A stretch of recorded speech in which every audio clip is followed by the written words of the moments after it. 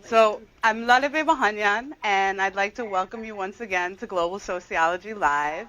We're pleased to continue our series of discussions today with Dr. Sari Hanafi, who is a professor of sociology at the American University in Beirut, as well as the editor of the Arab Journal of Sociology. He's also taught at the universities of Birzeit, Al-Quds, as well as Cairo University.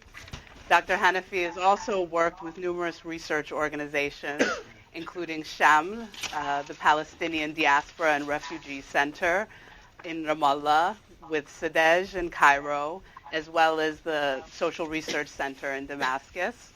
He's also worked extensively as a consultant with numerous humanitarian organizations on issues relating to Palestinian refugees, including UNICEF and United Nations Relief and Works Agency.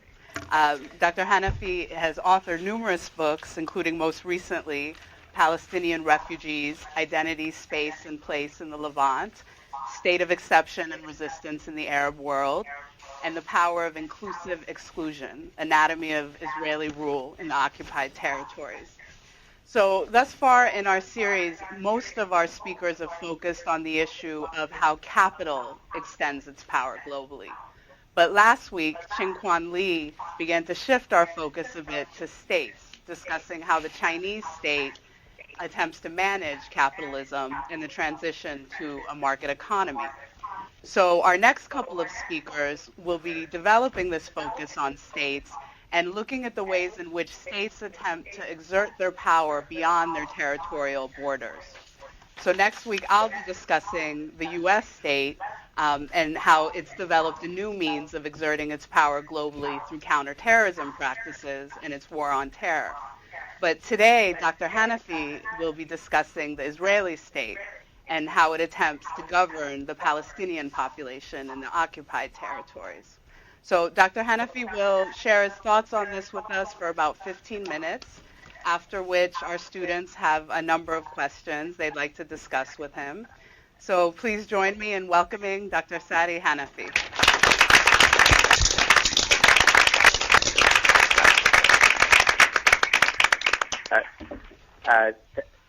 Thank you, Lali, and thank you, Michael, to invite me to your seminar. So if I understood, I have 1 hour. By the way, I remember last time I was in a synagogue in Strasbourg, France. I asked them how much I have time. They told me as much as I want, but they will leave in 1 hour. So I think this is your case also today. You have 15 minutes, right? You have to explain it. Yes, you have about 15 minutes to speak, Dr. Hanafi? Yeah. I hear that. Yeah. Okay. So, I would like to start from something surprised me a lot. Okay. Okay. Yeah. Okay, let's go. We're okay? Yeah. Okay. So. We'll just begin again. No, we've done. No, meaning you'll begin again. So historically, we know that Israel has the image of a democratic state, and in international relations and in political science, we have often two categories: one called the democratic state, and one is called authoritarian state. And often we don't. We think that the evil and the good. With Michel Foucault and Giorgio Agamben, there is a shift in political theory, thinking about how the technology of power sometimes used by both democratic and authoritarian states, to the point that in many of these technology of power is used in a democratic way. It means repression, etc., even in a democratic way. So, and also, if I look to the discipline of international relations, we realize that it has been typology distinguishing between low-intensity conflict and high-intensity conflict only by counting casualties. In this sense, Palestinian-Israeli conflict is definitely a low-intensity conflict. But I wondered how come in the time where you have less casualties, where there is intensification of the conflict. It means that there is a criteria, one of the criterion is missing. So this criterion is the land disposition and destruction of living space and what I call Spacio cide. So Spacio cide is a concept or a conceptual framework for understanding the dynamic of Israeli territorial control over the Palestinian territories and the decoupling of population and territories, which is ongoing at collective level and at individual level. So it uses the potentiality of a structure of juridical, political delocalization and dislocation aimed to transfer Palestinian population, whether internally or externally. So quickly, Spacio cide is settlement, outpost, house demolition, land expropriation, and so on. Let me show you literally. This is not just a jargonal concept, as we can see it. Can you please? Yeah. Can I see? I will show you, please. This. Yeah, the PowerPoint that is literally Palestinian territories is shrinking compared to Israel. So as you see, the blue area is the Israeli one, and the Palestinian area is yellow one. And slowly, we see how settlement will be installed. The blue color invading the yellow color, and as you see, quickly. Unfortunately, yes?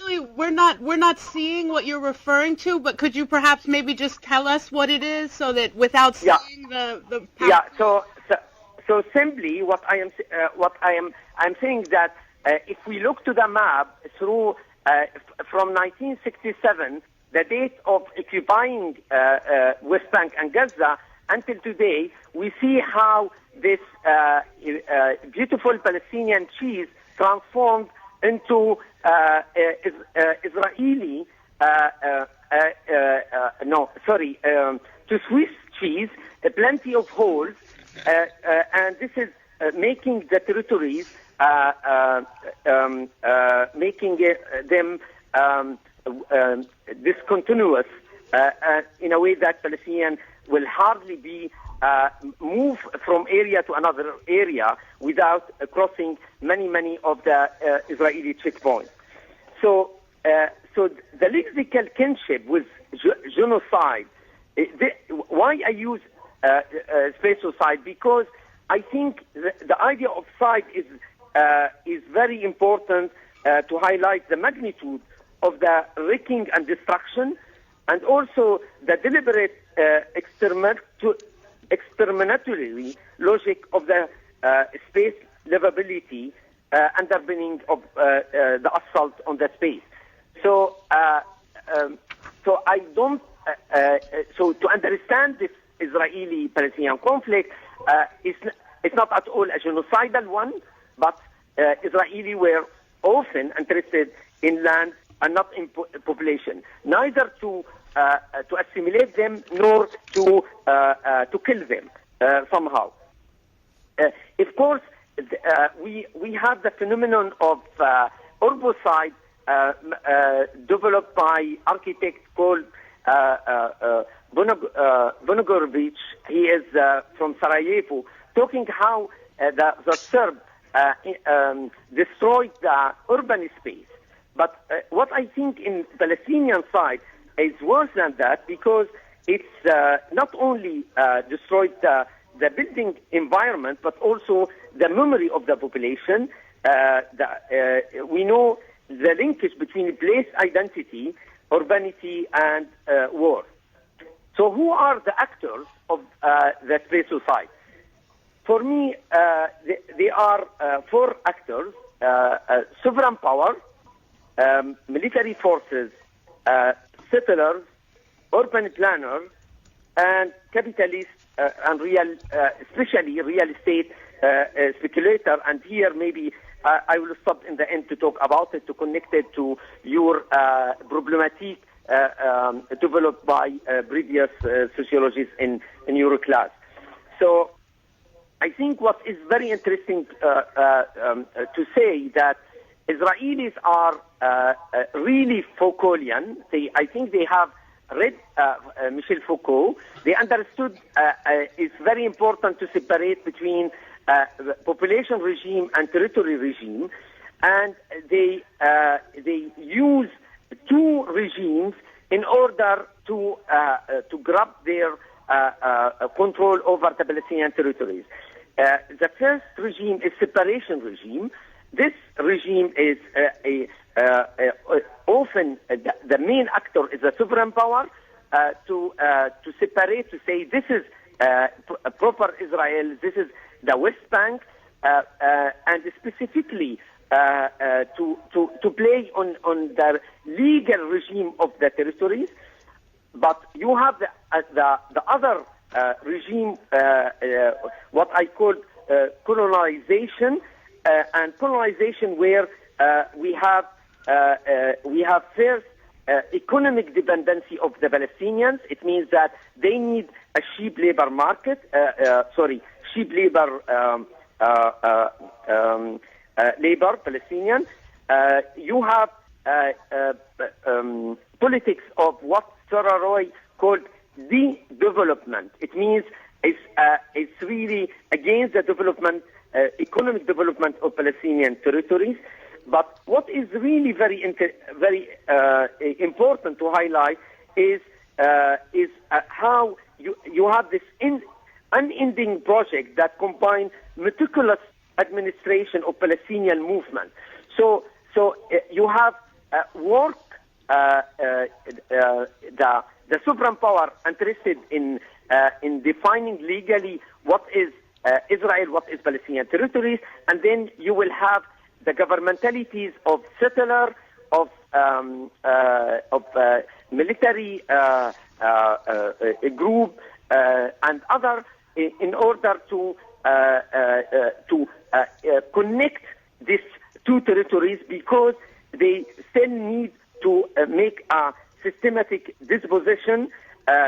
And when I talk about systematic disposition, it's not a rhetoric, because you should know since the Oslo Agreement in 1993 until today, the number of settlers has been tripled from 146,000 settlers in West Bank and Gaza.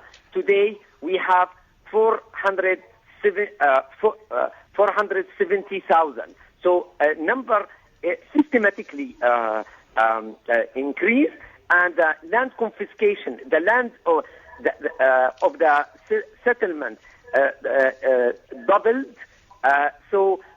And house demolition, we are talking about 7,000 house demolished last a few days, etc. Last a few years. So it's really we have a systematic action to create a series of inclusive exclusion. So how concretely this two regime will work out?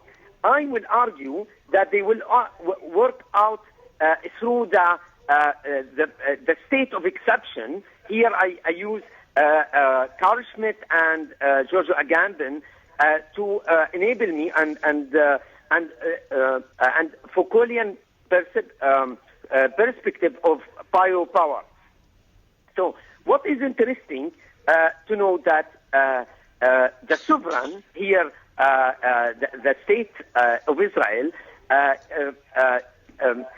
operate not through the establishing of the law, but by suspending this law. So it's in fact you don't have a real law govern the Palestinian, but a tapestry of regulation, military orders that suspend some of the regular law used for the Israelis and make the life of the Palestinian unlivable in West Bank and Gaza. So let me say that I depict 6 repertoire of state of exception used by Israel. The first one is really the classical one, where you have the state of emergency applied to the Palestinians in West Bank and Gaza. They are under military order, and this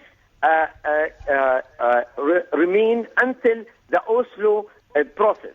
And then after Oslo process, they create different categories for the territories, and the Palestinian defines their status where they live.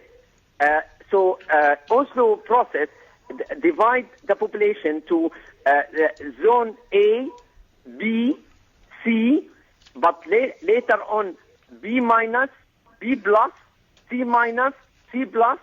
For Hebron, H1, H2, refugee camp dweller, outside refugee camp dweller. Later on, behind the wall, in front of the wall. All these categories where you are will determine whether what is really what regulation will be applied to you. So it's very interesting how Israel apply a state or make some category of Palestinians their life, to use Giorgio Agamben. It means that people stripped from their political entity, they don't have the right to have a right somehow, and just where they live, they will have some regulation to determine their life. So if you are a dweller of a certain zone, you don't move to another zone, and so on. Now, what is also interesting as another repertoire of state of exception is that the suspension of law is often operated without specifying a context. I give you example. I study the area of Hebron, and I found that there is a military order allowing the Palestinian to have a construction permit in this area. And then I went to this military order to read it, and I found a very interesting last item. It's called that the military governor can give a construction permit to any Palestinian without going through this military order, and they can stop any construction permit accorded by the planning committee of Hebron area. It means that, and then I went and I asked how much this item has been used, and I found many Palestinians applied and they didn't get it.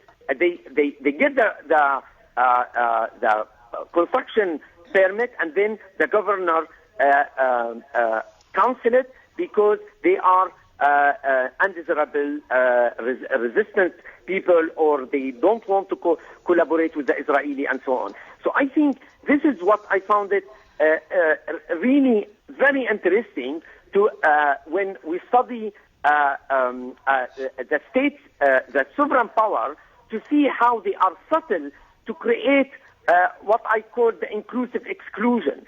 So it's always never in one direction the exclusion. You have you always have interplay between inclusion and exclusion.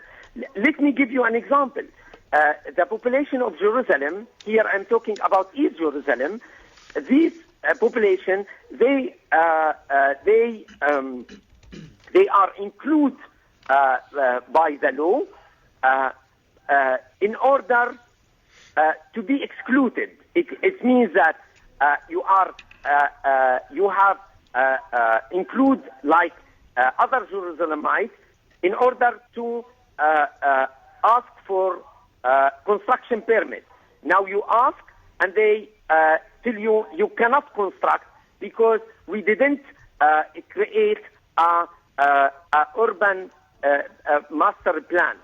You should know in Israel, an illegal settlement can be accord a master plan within 2 or 3 months, while with Jerusalem, Beit Hanina, where I used to live when I was in Palestine, since 67 until today, you don't have a master plan. The last repertoire of state of exception, I think, it's the power of the administration and the management. More and more bureaucrats become much more important than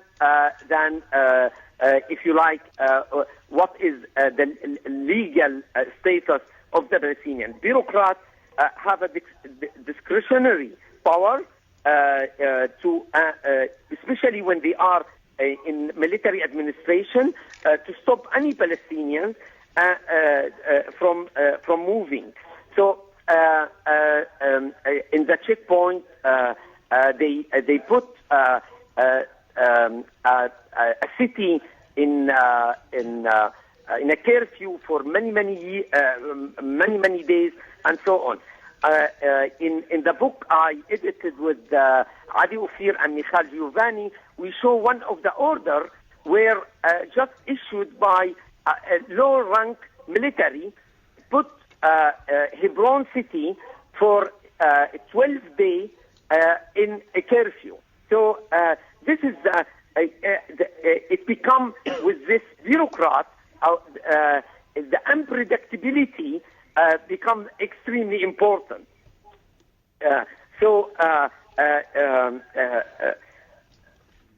Let me end up this chapter talking about this state of exception to say that yes, the sovereign is there, but it's not a total institution. He is not a total institution. It means that the subject, the Palestinians, are resisting this omnipresent system of control and surveillance. They become a body when they are deterritorialized body. They become they lose nothing. Become body to blow himself or herself up together with their enemy, defined biologically, exactly like the Israeli defined Palestinian biologically. Suddenly, we hear a rhetoric in Palestinian territories, so using a lot of the word Jews instead of talking about Israelis. So this dynamic is definitely a disastrous dynamic. When people are completely uprooted, you end up by becoming in orbit, satellite. They control instead of being controllable, and of course this population they hinder the if you like the realization of a total spacio cide project. And Hanafi, Yes, I will stop. Okay. I'm sorry. I hate to interrupt you. Thank you. We want to make sure that we have enough time for a little bit of discussion. And our students have been reading your work, have been reading some of your work, and they've been fascinated with the manner in which you use these concepts of biopower and state of exception to offer us a way of understanding the manner in which the state of Israel categorizes and fragments the Palestinian population and is thus able to impose these forms of suspension of the rule of law, and through this process maintain the appearance of a democratic nation while simultaneously engaging in quite authoritarian practices with certain parts of the population. And so this has generated a lot of discussion among our students. So they have some questions, if it's okay with you, that they'd like to pose for you now. Please. Okay. All right. Okay. Rachel. Hi. Thank you very much for speaking with us today. So my question is, and I'll just read it, how can Israel accommodate the intervention of civil society efforts to socially uplift the Palestinian populations when many of Israel's so-called biopower and state of exception policies are resulting from a fear of legitimate terrorist movements? Sorry, you are talking about which civil society? Israeli civil society? Wait. Can you repeat your question? Sorry. Now, do you hear me without the phone? Yes. Yes? Now? Yes, we do. Yeah. Okay, so I will close the phone. Okay, so you hear me now? Yes, we hear you. Okay, so now, please, can you repeat your question? Right. And I was referring to Palestinian. Oh wait, can you still hear us? Yes. Can you? Yeah, can you hear me? Yes, we Can can. you hear me? Yes. Yeah. Okay. How can Israel accommodate the intervention of civil society efforts, and that's from the Palestinian end, to socially uplift the Palestinian populations when many of Israel's so-called biopower and state of exception policies are resulting from a fear of legitimate terrorist movements? Yes, look, as a sociologist, I don't want to use a loaded vocabulary to talk about terrorism. Okay? I think it doesn't mean that I am conflating the different mode of actions. I know that the Palestinians use indiscriminate violence against the Israelis, but and this is denounceable. I denounce it. I wrote about it. But I think it's very important to say that the action come from colonial power. That the Palestinians look to the number of casualties in the second Intifada. The ratio is 1 to 20. So every 20 Palestinians died, you have one Palestinian, one Israeli. If you look to among the number of the Palestinians killed, how many, if you like, militants belonging to Palestinian factions, you have only 7% of the number of the Palestinian casualties. So you have 93% of the Palestinian casualties. They are civilians. And all these statistics, according to Israeli human rights organization called B'Tselem. So I think I really here not. I'm not here to make to say that look to the poor Palestinians and the mighty Israelis. It's really you have a colonial project in West Bank and Gaza. You have a concrete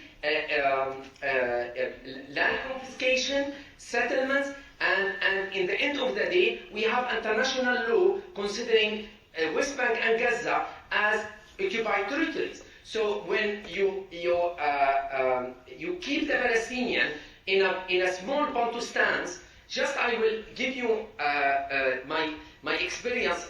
Once I received a delegation of South African civil society. It's called Sogogo. And this organization, I go with them. I have French passport, so I can afford to travel in West Bank. So I take them to see them the situation. And in the end of their visit, they told me, you see all your West Bank is like one Bantustans of us. So where West Bank is 88 Bantustans, it means that every time you will move from area to another area, you need a permit to move from area to another area. This situation make the Palestinians have only their body, and their body really used to indiscriminate violence against or using violence indiscriminately, which is, I denounce it if you like. But in fact, you should understand the dynamic, the colonial dynamic,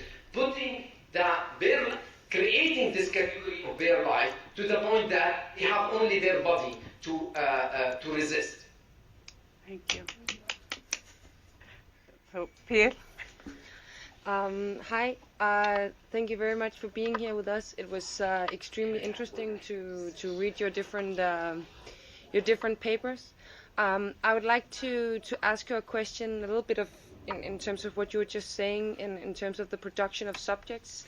I think it's an interesting picture that you're making of the suicide bomber, which is like the bare life, and this is the form of resistance which is produced in the frame of biopolitical power in this Spacio cide. But I would like to hear what you would say about the revolutions in Egypt and Tunisia, because this is a very different form of subject production, or production of subjectivity, and should we view this production of subjectivity in the frame of biopolitical power as well?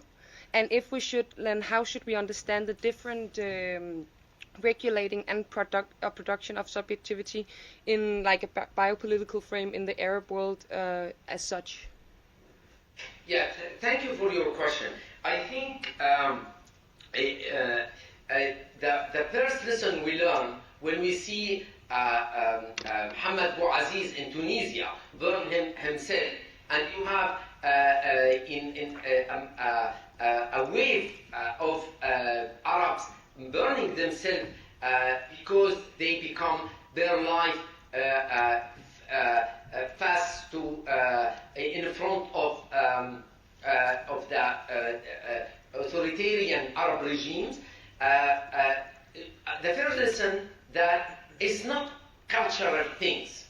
It's not, the campaign against used by Israelis and pro-Israeli lobby around Western countries is often to say, this Islamist assimilating, for instance, Al-Qaeda with what Hamas is doing, or other Palestinian factions.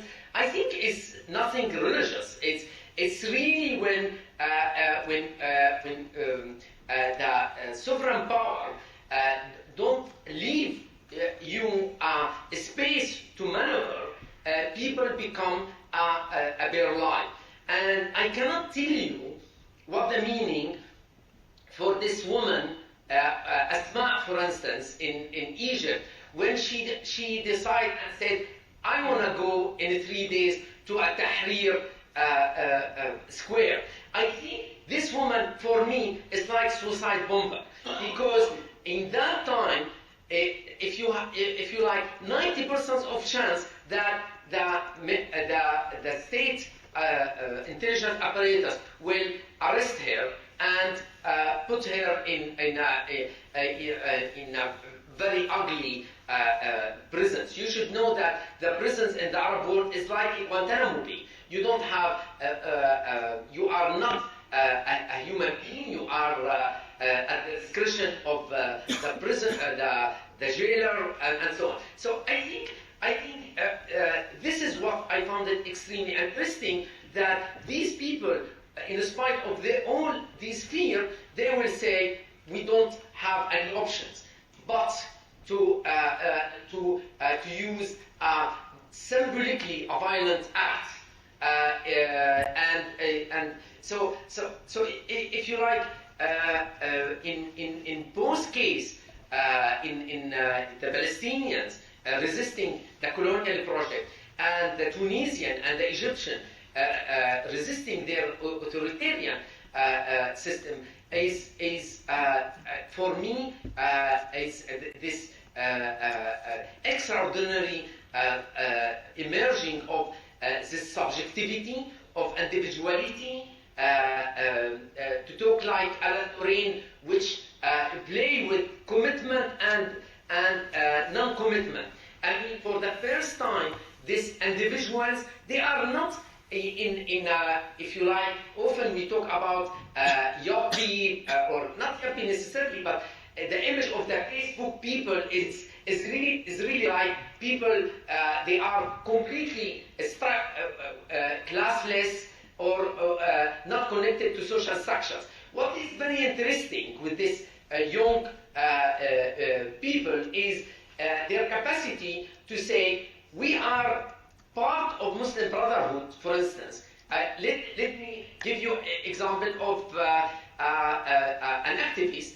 He is one of the guy who kicked off the campaign or the 6th April movement. He is also a member of Muslim Brotherhood, but in the same time, when Muslim Brotherhood went quickly negotiate with Amr Sulaiman, number 2 with the Mubarak regime, they quickly criticized him. So these individuals, they have commitment and non-commitment, and play with this to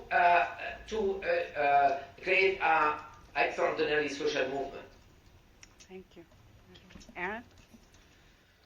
Dr. Hanafi, thank you for that analytically rich lecture. So, given that your work maps both literally and figuratively spaces, multiple spaces, Palestinian spaces and Arab socio-political spaces, it seems that you're blurring the apparently stable boundary between geography and sociology. So I was wondering if you could speak to something about the geographical imagination, if you will, in your work. And another question, does a global sociology, in fact, presuppose a geographical sociologist?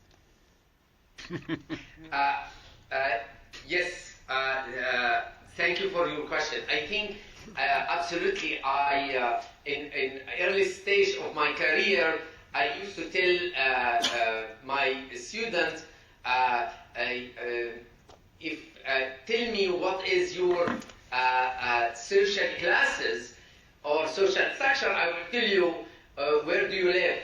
Now I put it upside down, and I will say, tell me where do you live, in which space, I will tell you what kind of relationship do you have. Now I am simplifying things. I think the space more and more become extremely important. I think in the era of the globalization, you have this capacity of the individual and the group to be disembedded culturally from a monoculture where they live in their space, but in the same time their capacity of but in the same time the space more and more creating a set of rules shaping their social interaction with their neighbors. I think, if you like, I think in a macro level, I feel the world is creating archipelago, different islands of so-called civilized people and enclaves. Whether this enclave is called Palestinian refugee camp عين الحلوة in Lebanon, or called West Bank as an enclave for the Israeli civilized archipelago or and settler town, or Guantanamo Bay. So to space, if you like, more and more in the era of globalization, there is the nation state or the sovereign use a segregation approach to the social problem. It means instead of resolving the problem of migrants in France by giving them some affirmative action to access better the labor life, the labor market, what French government will do, they push them to peripheries. And then it will create summer, and then the French authority will scream, say, you see, we have a problem there. Of course, they create this problem. So I think here, this space management become a very important mechanism of control and surveillance. So I think we have perhaps time for one more question. Ida? Yeah, I read the article that you wrote in June 2010. Very interestingly, you mentioned the role of the youth movements in the Middle East, and you wrote this article a year back. The role of the youth movements and how I don't hear. Ida, can you speak up? I don't hear you. Can you raise your voice? I can try to speak into this microphone. Does this help? Can you hear me now? Yeah, but raise your voice a little bit more. Okay. So when we read your June 2010 article, it was interesting to see the role of the youth movements that you attribute to the youth movements. But you place the youth movements in the Arab world, if I understand you correctly, outside of the realm of civil society. And so my question is, why do you choose to place it outside of civil society? What is your what role does it play? Why is it not a part of civil society? And why should it be studied outside of that? And when you place it there, what can be placed within the realm of civil society? What happens to civil society where important aspects like the youth movement disappear from civil society? Yeah.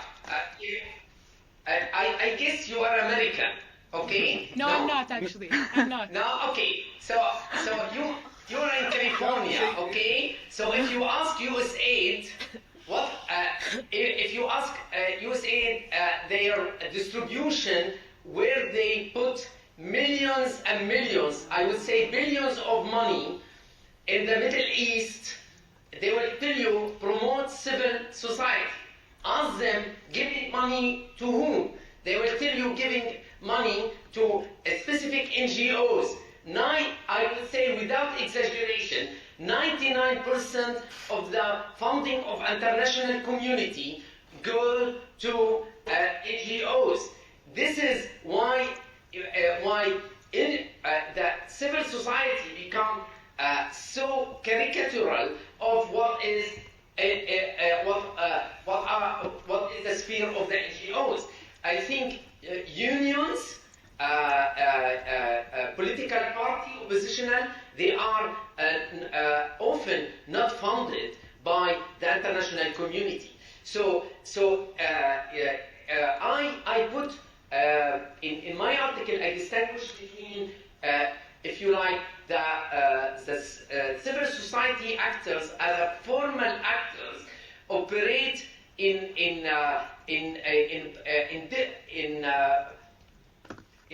partial regimes. It means helping the state to alleviate poverty in a neoliberal order where the state is delocalized and the state service to the NGOs. This is what happened with the civil society. So all this what I call informal protestation movement, non-institutional protestation movement, often youth inside, they are completely unfunded, and they talk very pejoratively against the civil society. They, if you like, really, I use what the actors talk about the civil society, what they talk about the human rights organization, as they convene their meetings in 5-star hotels, and so on. So this youth movement, this Muhammad Bouaziz in his village, where you don't have any NGOs because it's not in the capital, you end up by, they are creating their space that, unfortunately, I was amazed to read 1 week ago, sorry, I will finish here.